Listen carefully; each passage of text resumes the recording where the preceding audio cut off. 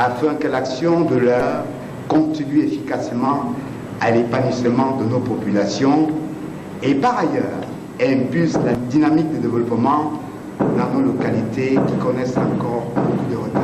Et enfin, je souhaite que ce processus qui démarre aujourd'hui puisse s'étendre dans d'autres espaces, à l'exemple du trinational de la Sangha, baptisé TNS.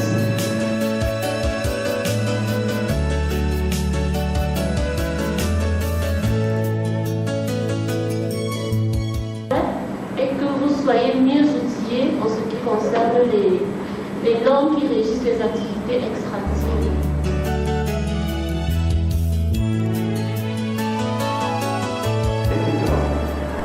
Cela sous-entend que quand on dit activité minière, c'est l'extraction des activités des ressources sur le sol. Sur le sol, on a la forêt, on a les carrières superficielles, c'est-à-dire les pierres que nous voyons régulièrement là-bas. Ça fait partie de l'activité minière. Et également les ressources du sous-sol. On a le pétrole, on a les minerais, etc. Donc voilà illustrer ce quoi c'est à quoi peut ressembler l'activité.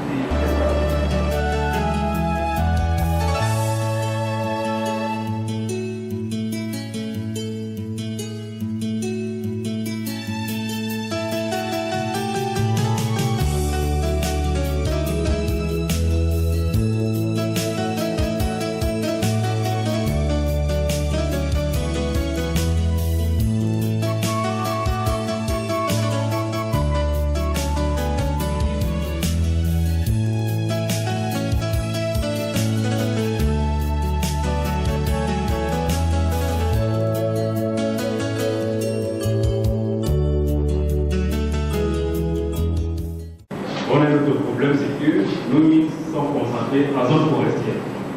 Par conséquent, avant d'arriver au sol, il faut raser le sol. L'industrie extractive est également associée à la déforestation, l'érosion, à la dégradation du sol, la pollution de l'air, la destruction de l'écosystème. Nos parcs nationaux sont menacés en espèces à cause de l'exploitation minière.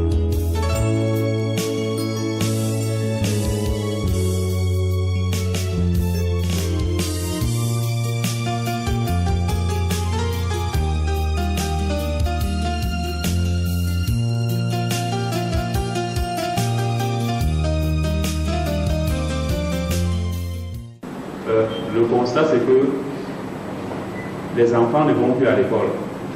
Tous les enfants suivent les parents dans les chantiers pour se livrer à l'exercice. Ça, c'est d'un. Et de deux, tous les parents ont abandonné les travaux champêtres pour l'exercice de l'activité minière, ce qui entraîne la baisse de la production culturelle.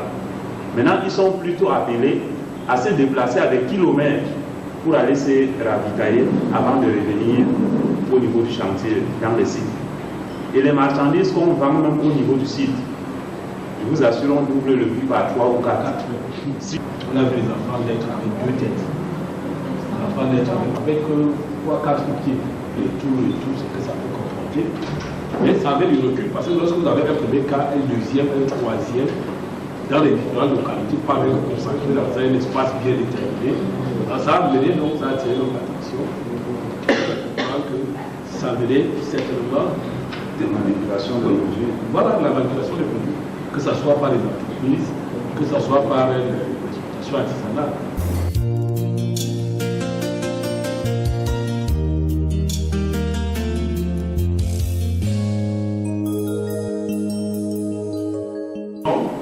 La prostitution qui peut-être génère un peu d'argent constitue un gros risque dans la mesure où si les IST s'installent, c'est la catastrophe dans les localités. On a vécu ça dans plusieurs zones du Cameroun.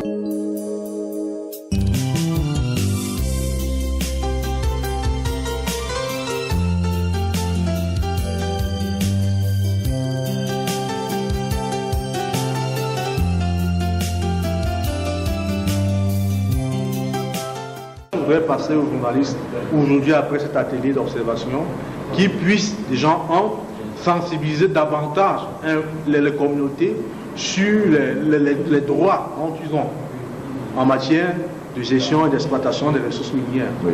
La deuxième information qui me semble très importante pour les journalistes, c'est de passer l'information à ce que les titres miniers soient rendus publics. Oui. Parce que c'est là où se trouve le gros problème dans le secteur minier artisanal. L'un des gros problèmes, c'est les problèmes environnementaux. Notamment la restauration des sites. Le cahier de charge demande aux entreprises de restaurer les sites après exploitation. Mais le constat est clair sur le terrain. Aucune entreprise n'a réhabilité les sites. On a mené une étude en 2015. Dans cette étude révélait que 250 chantiers miniers ont été ouverts dans la région de l'Est entre la période de 2014 et 2015. Donc aucun de ces chantiers n'a été fermé. Et les problèmes se suivent, notamment les décès dans les incidents. Vous allez à Betaroya, l'étude a révélé au mois à l'année 2015 qu'il y a environ 10 décès dans les trous qui sont abandonnés. Chaque jour, il y a des décès dans les trous. L'un des gros problèmes, c'est la pollution des trous.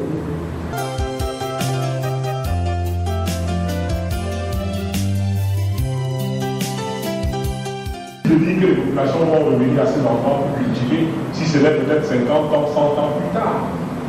Pour que la terre se régénère effectivement et retrouve toutes ses vertus, toutes ses potentialités pour pouvoir répondre vraiment aux besoins des populations.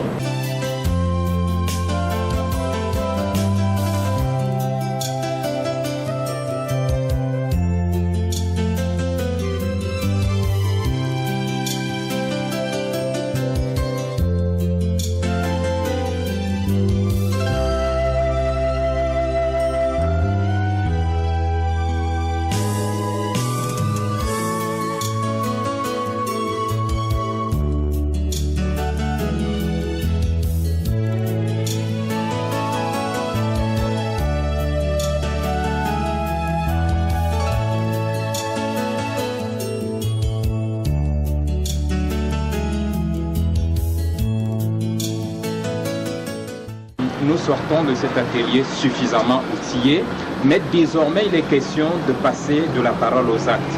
Par exemple, une feuille de route qui a été établie avec pratiquement un chronogramme d'activité à court terme sur 3 mois, à travers des évaluations, l'ouverture et l'animation, la création et l'animation des réseaux sociaux. Et il y a également qu'aujourd'hui une plateforme d'échange a été adoptée pour que toutes les radios membres du réseau puissent en temps réel s'échanger les programmes.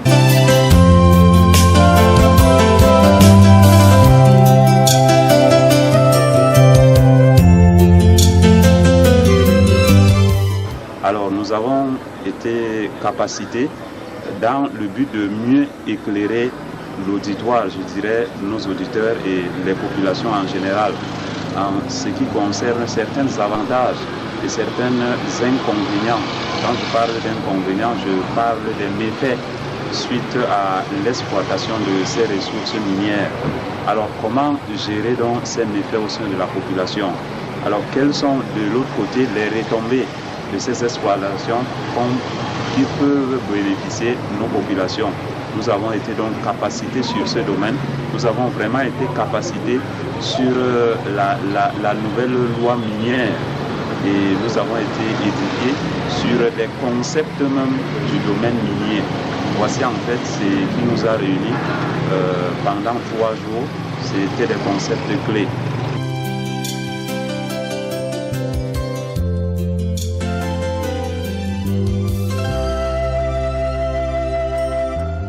Au sortir de cet atelier, je suis vraiment édifiée sur l'activité minière, plus précisément sur les impacts de l'activité minière sur le plan environnemental, économique et social.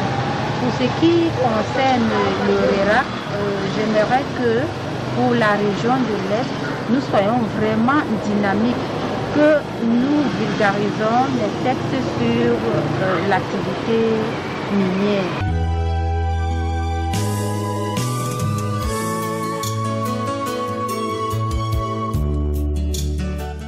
Mais je pense que l'une des leçons également qu'on a apprises ici et qui concerne directement notre façon de travailler, c'est de ne pas embrasser plusieurs thématiques en même temps. Ce d'autant plus que les questions extractives sont très larges, elles sont immenses et cet atelier nous a permis de savoir quels sont les angles d'attaque, de savoir mieux nous organiser dans la collecte des informations.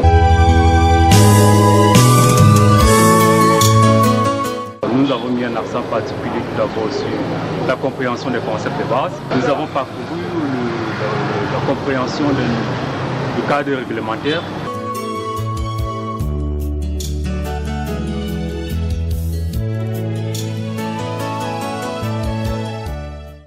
Nous avons également relevé de façon pratique quelle est la relation entre l'étude d'impact environnemental et l'activité extractive.